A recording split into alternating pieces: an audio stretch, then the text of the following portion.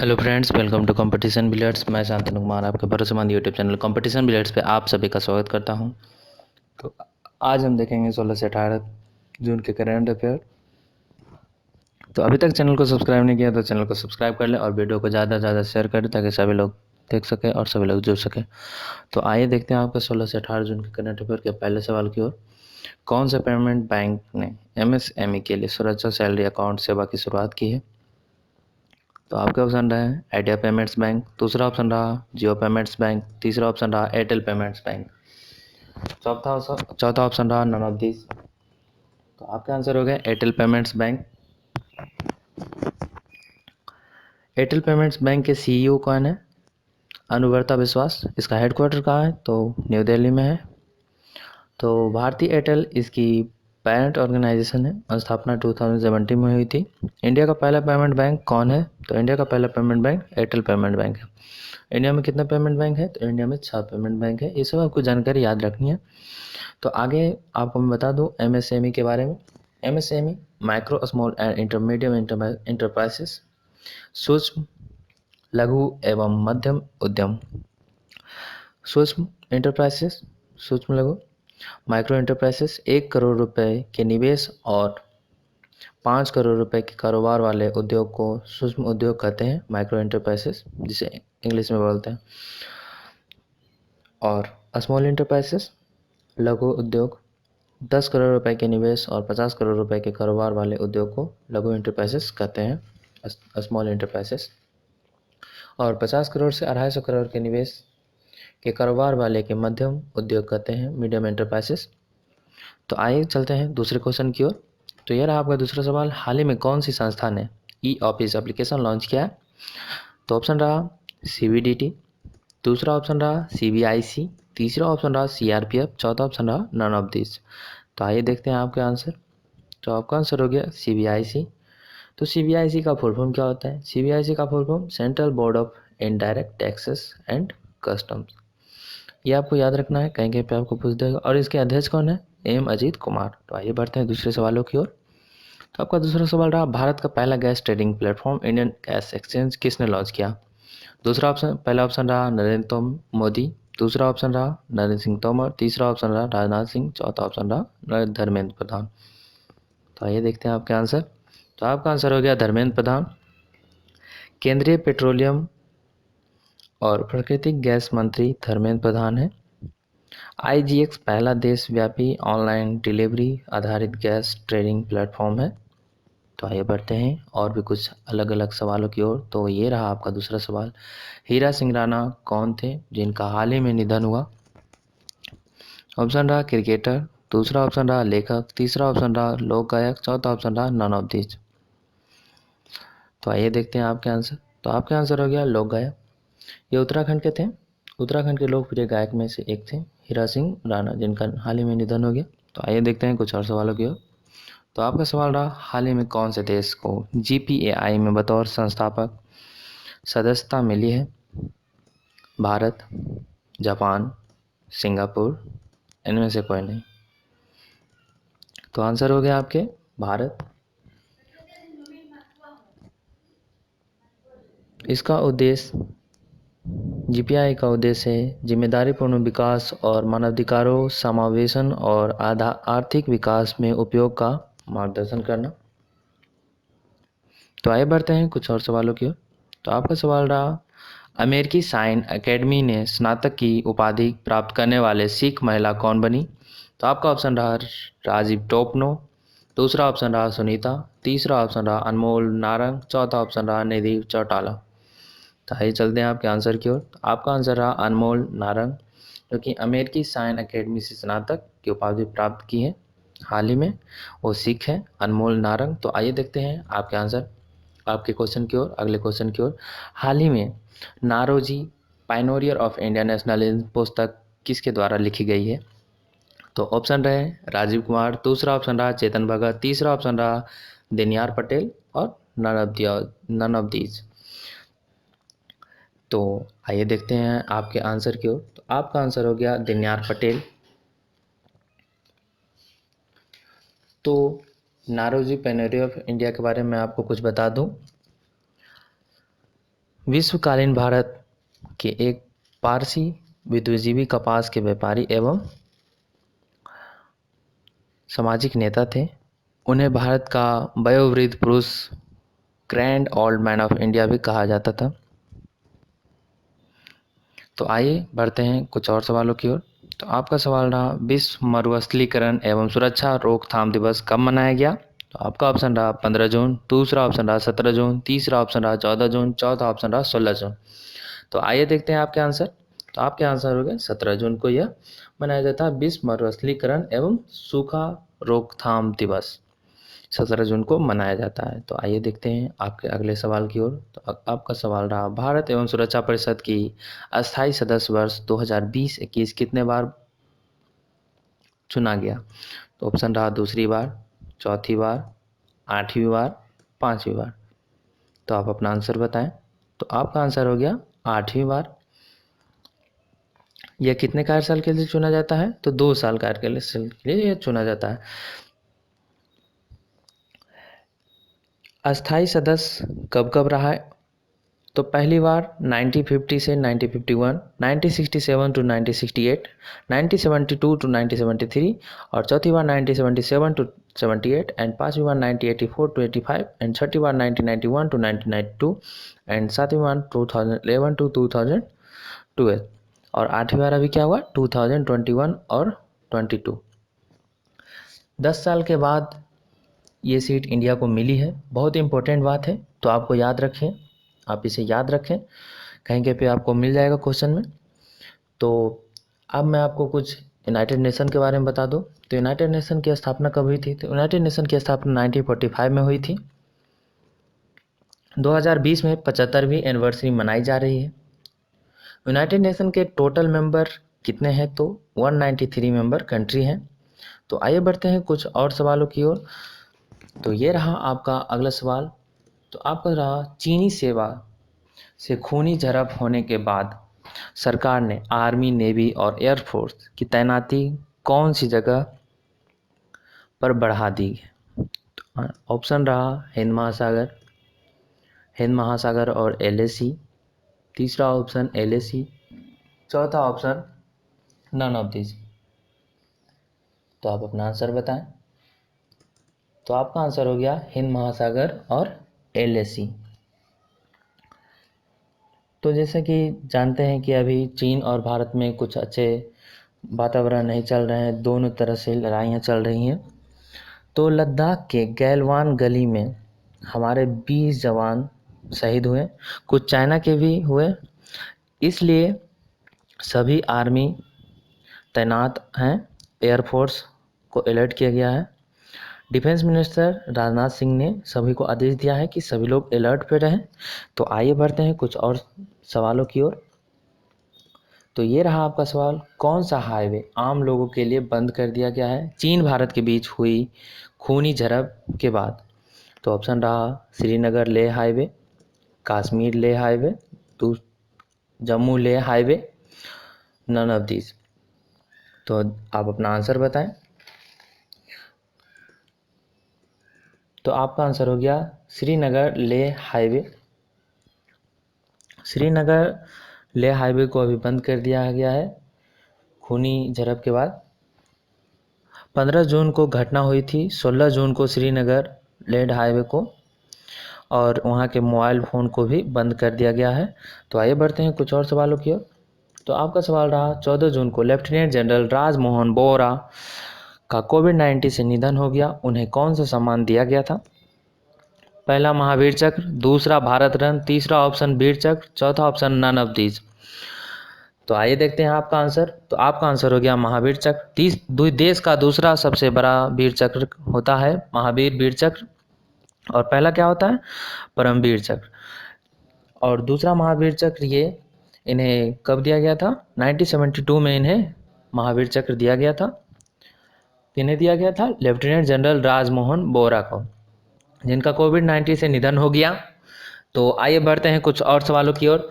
तो आपका सवाल रहा, कौन से देश में आयोजित द्वितीय विश्व युद्ध के 75वें विजय दिवस परेड में भारत ने अपनी तीनों सेनाओं को दल को भेजी है? पहला फ्रांस, दूसरा रूस, तीसरा अमेरिका, चौथा नॉन ऑफ दीज।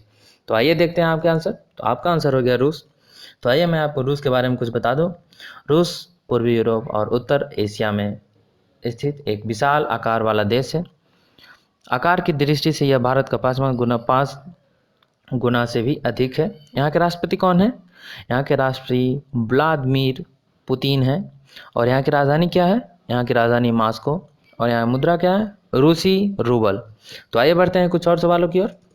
तो आपका सवाल रहा, कौन से राज्य में रथ संक्रांति पर्व मनाया जाता है? पहला ऑप्शन रहा पश्चिम बंगाल, दूसरा ऑप्शन रहा तमिलनाडु, तीसरा ऑप्शन रहा ओडिशा, चौथा ऑप्शन रहा भारत। तो आइए देखते हैं आपके आंसर की ओर। तो आपका आंसर हो गया ओडिशा। इस पर्व में भूदेवी की पूजा होती है। ये ओडिशा में बड़े धूमधाम से मनाया जाता है। ओडिशा, जिसे पहले हम लोग उड़ीसा के नाम से, पहले ओडिशा कहते थे, अब उड़ीसा हम लोग उड़ीसा के नाम से जानते हैं। इसकी राजधानी क्या है? राजधानी भुवनेश्वर है। यहाँ के मुख्यमंत्री कौन है? यहाँ के मुख्यमंत्री नवीन पटनायक है। तो आइए बढ़ते हैं कुछ और भी सवालों की ओर। तो ये रहे आपके सवाल।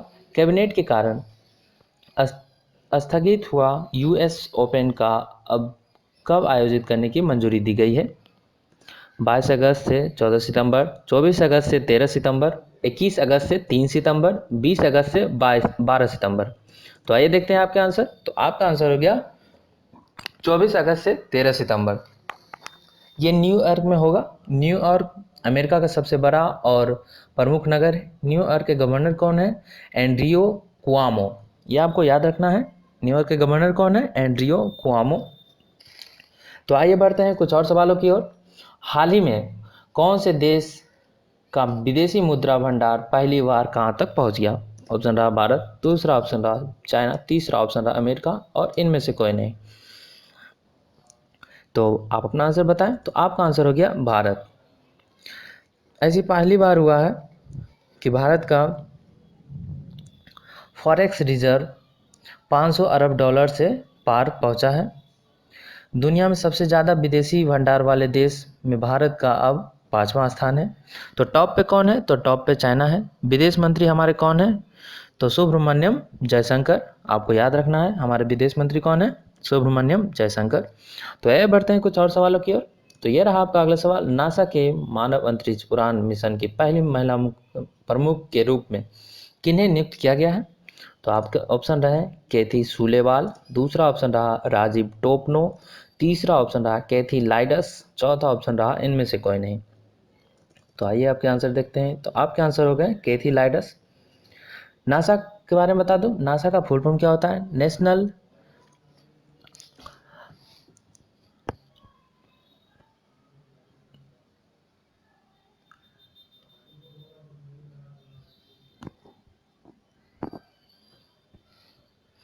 नासा का स्थापना क्या हुआ था?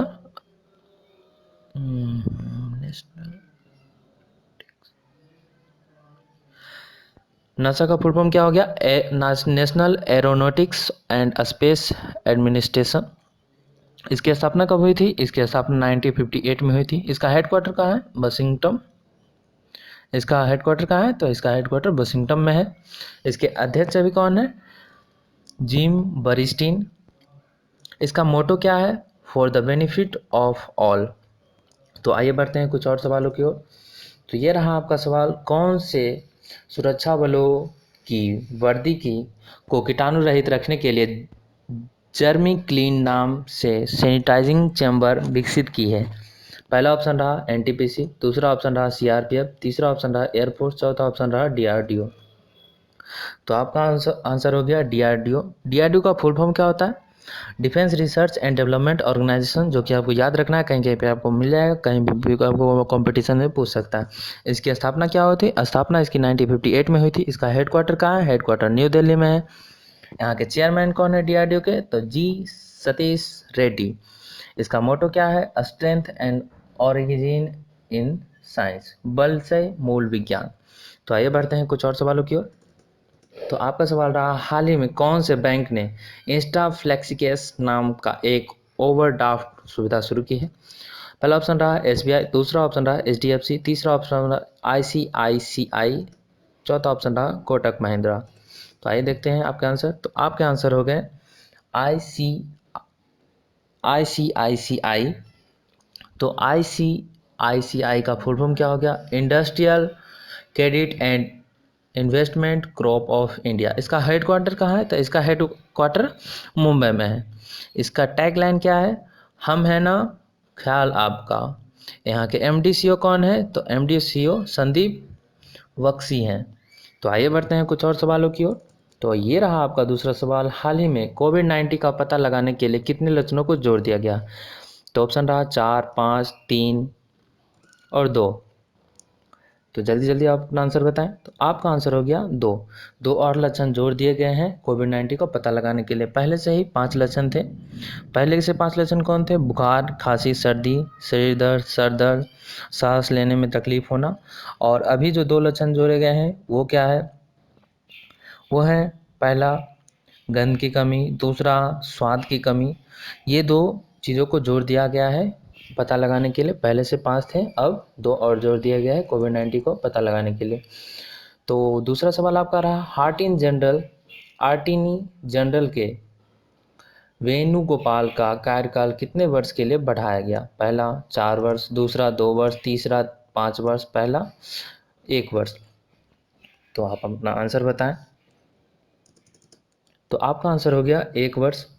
इनका कार्यकाल 30 जून को ख़त्म होने वाला था और इनके कार्यकाल का 3 वर्ष पूरे होने वाले थे, लेकिन अब 1 साल बढ़ा दिया गया है। तो आइए बढ़ते हैं कुछ और सवालों की ओर। हाल ही में कौन सी कंपनी के निदेशक अतुल श्रीवास्तव की मृत्यु हो गई है? पहला ऑप्शन HEL, दूसरा सेल, तीसरा गेल, चौथा बिल। तो आप अपना आंसर बताएं। तो आपका आंसर हो गया सेल। तो सेल का फुल फॉर्म क्या होगा? Steel authority of India limited. यहाँ के डायरेक्टर कौन थे? अतुल श्रीवास्तव। सेल का फुल फॉर्म तो आपको याद ही रखना है, स्टील अथॉरिटी ऑफ इंडिया, जो कि आपको ध्यान में रखना है, steel authority of India limited. इसकी स्थापना कब हुई थी? 1954 में। और इसका हेडक्वार्टर कहाँ है? न्यू दिल्ली। और प्रेजेंट में इसके CEO कौन है? अनिल कुमार चौधरी। तो आइए बढ़ते हैं कुछ और सवालों की ओर। बसंत राय जी का निधन हो गया, वह कौन थे? तो आपके ऑप्शन रहा लेखक, दूसरा ऑप्शन रहा पत्रकार, तीसरा ऑप्शन रहा क्रिकेटर, चौथा ऑप्शन रहा गायक। तो आपका आंसर हो गया क्रिकेटर। प्रथम श्रेणी के सबसे बुजुर्ग क्रिकेटर थे।